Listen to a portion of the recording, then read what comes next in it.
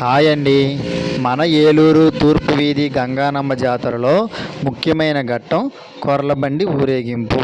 ప్రతి 7 సంవత్సరములకు ఒకసారి 100 రోజులు అంగరంగ వైభవంగా గంగానమ్మ తల్లికి జాతర నిర్వహించి మొదటి రోజున కట్టే ముడుపు దగ్గర నుంచి ఆఖరి రోజున అమ్మవారిని సాగనంపే కొర్లబండి వరకు చాలా కనుల విందుగా భక్తి పరవశంగా అనేక రకాల వేషధారణలతో లక్షలాదిగా తరలివచ్చిన జనములతో ఈ ఏలూరు ప్రతి సందులోనూ ఏ సందులో చూసినా వెళ్ళడానికి దారి లేనంతగా పందిర్లు జనము చాలా కోలాహలంతో ఏలూరు 7 సంవత్సరాలకు ఒకసారి చాలా ఆనందంగా ప్రజలందరూ కలిసి జాతర జరుపుకుంటారండి.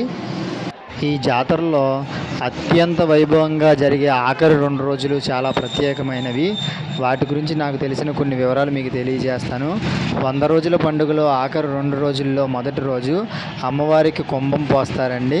ఆదివారం ప్రతి జాతరకి ఆదివారం కుంభం పోయుట, సోమవారం అమ్మవారిని కొర్లబండిలో సాగనంపుట జరుగుతుంది.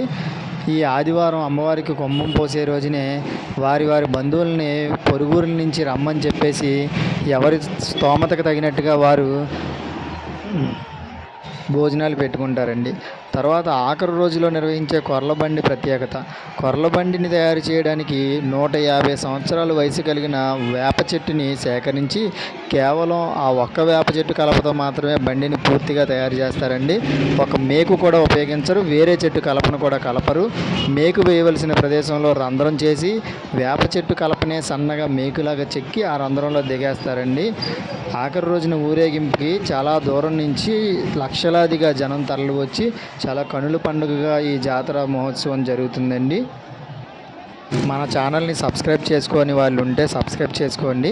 మరిన్ని మంచి వీడియోలను మీకు అందజేయడానికి నేను ప్రయత్నం చేస్తాను.